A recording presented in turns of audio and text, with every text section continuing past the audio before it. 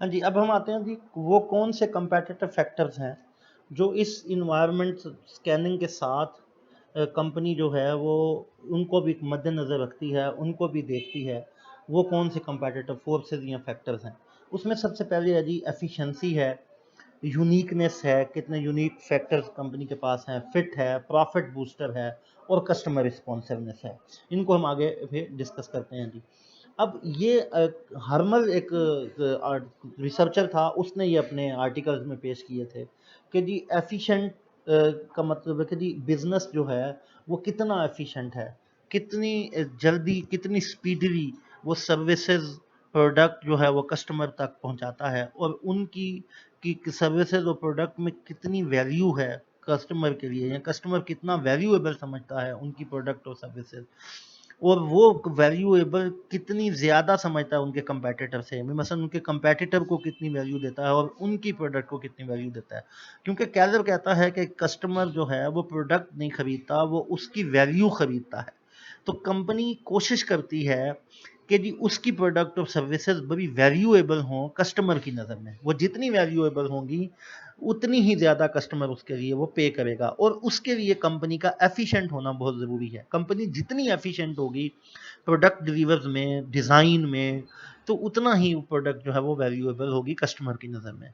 Unique क्या unique offering है organisation जो है वो अपने कस्टमर को दे रही है। वो जितनी यूनिक ऑफरिंग अपने कस्टमर को देगी, जितना डिफरेंट वे में उसको सर्व करेगी, जितना अच्छे तरीके से सर्व करेगी, वो जितना यूनिक एक्सपीरियंस होगा उस प्रोडक्ट के मुताबिक उतना ही अच्छा है। और फिट है जी, हो beautifully and efficiently your organisation is fit the component of organisation with the model of the business. Organisation ने जो अपने लिए बिजनेस का मॉडल, जो उस पॉलिसीज तय की थी, वो इस बिजनेस मॉडल और उन पॉलिसी में कितना फिट आ रही है, कितनी ज़बरदस्त तरीके से उस मॉडल के मुताबिक वो चल रही है, उस मॉडल के मुताबिक वो एक्ट कर रही है, वो परफॉर्म कर रही है, और क्या वो मॉडल इतना फ्रूटफुल है, उसको उसके रिजल्ट के मुताबिक जो कुछ उन्होंने सोचा था उसके मुताबिक वो उनको वो रिजल्ट भी प्रोवाइड कर रहा है। उसके बाद है जी प्रॉफिट बूस्टर। हर ऑर्गेनाइजेशन जो है वो प्रॉफिट जनरेशन के लिए काम करती है, चाहे वो अपने विजन या मिशन में कहे या ना कहे, लेकिन वो प्रॉफिट जनरेशन के लिए काम कर रही होती है। तो किस तरह एक ऑर्गेनाइजेशन जो है वो अपनी प्रॉफिटेबिलिटी को इंक्रीज करेगी, और किस तरह उसकी सेल प्राइस और कास्ट प्राइस में डिफरेंस होगा। जितना सेल प्राइस और कास्ट प्राइस में डिफरेंस होगा उतना ही ज़्यादा उनका प्रॉफिट बूस्ट होगा। सेल प्राइस और कास्ट प्राइस में डिफरेंस एफिशिएंसी की वजह से आएगा, और दूसरा डिफरेंस आएगा सेल प्राइस और कास्ट प्राइस में वैल्यू की वजह से। जितनी कस्टमर प्रोडक्ट और सर्विसेज में वैल्यू देखेगा वो उसकी उतनी ज़्यादा प्राइस देने को तैयार होगा। और पांचवा जो यहाँ पे मिस है वो है consumer customer responsiveness. Customer responsiveness भी ये है कि ये कंपनी कस्टमर की को कितनी जल्दी रिस्पॉन्ड करती है, कंपनी कितनी विलिंगनेस है कि वो कस्टमर को कितना जल्दी उसके बारे में जानती है, कितनी प्रोएक्टिव है, कितनी रेडी है कस्टमर के सोल्यूशन को कर, मतलब कस्टमर को की जो नीड है उसको फुलफिल करने में, उसकी जो जो प्रॉब्लम्स हैं उसका सोल्यूशन ढूंढने में। ये कस्टमर रिस्पॉन्सिवनेस होती है। ठीक है जी, और ये सारी चीज़ें कंपनी अपने विजन और मिशन से लिंक कर रही होती है। मसलन एक अलाइनमेंट होती है कि वो ये तमाम जितना भी हमने कुछ पढ़ा है वो उसके विजन और मिशन से लिंक्ड होता है। अगर ये लिंक्ड ना हो तो फिर पूरी ऑर्गेनाइजेशन में कंपनी का सेम मैसेज नहीं जाता। हर कोई वन पेज पे नहीं होता, सिंगल पेज पे नहीं होता, सेम पेज पे नहीं होता। अब PEST analysis and manager, manager के लिए पेस्ट एनालिसिस क्या फ़ायदा देता है?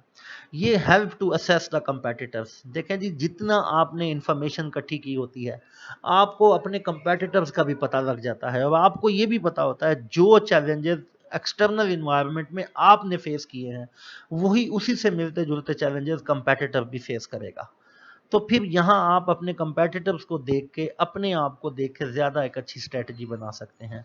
इक्वल इंपॉर्टेंस है जी ये स्मॉल मीडियम लार्ज तमाम बिजनेसेस के लिए, हर बिजनेस के लिए ये है, और हर बिजनेस इसी बेस पे अपनी स्ट्रेटजी बनाता है। Able the manager to shape the suitable strategy. ये मैनेजर को इस काबल करती हैं कि एक सूटेबल स्ट्रेटजी वो बनाए, शेप करे। It enables the business to match with their vision and mission. ये बिजनेस को ये एनेबल करते हैं, इस काबिल बनाते हैं कि वो अपने विजन और मिशन के से लिंक्ड होके वो चले, उसके मुताबिक वो काम कर सके। कंक्लूजन में हमें है कि पेस्ट एनालिसिस टेक्निक बहुत ज़्यादा इम्पोर्टेंट है हर बिजनेस के लिए, हर ऑर्गेनाइजेशन के लिए, चाहे वो प्रॉफिटेबल है चाहे वो नॉन प्रॉफिट है। और ये मैच्योर इंफॉर्मेशन प्रोवाइड करती है एक्सटर्नल इन्वायरमेंट से, क्योंकि हमने बड़े कीनली इंफॉर्मेशन को इकट्ठी की होती है, हर फैक्टर्स के हिसाब से वो देखती है।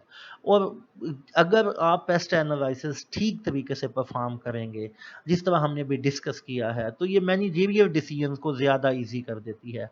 मैनेजर इसे अपनी स्ट्रेटजीज़ को ज़्यादा अच्छे तरीके से ड्राफ्ट कर सकता है, ज़्यादा अच्छे तरीके से बना सकता है, बेहतरीन तरीके से उसको इम्प्लीमेंट कर सकता है। ये हमारे लिए एक्सटर्नल इन्वायरमेंट्स था जी, आज का जो लेक्चर हमारे लिए था। अगले लेक्चर में हम उसमें 5 फोर्सेस मॉडल और स्वॉट एनालिसिस के बारे में देखेंगे।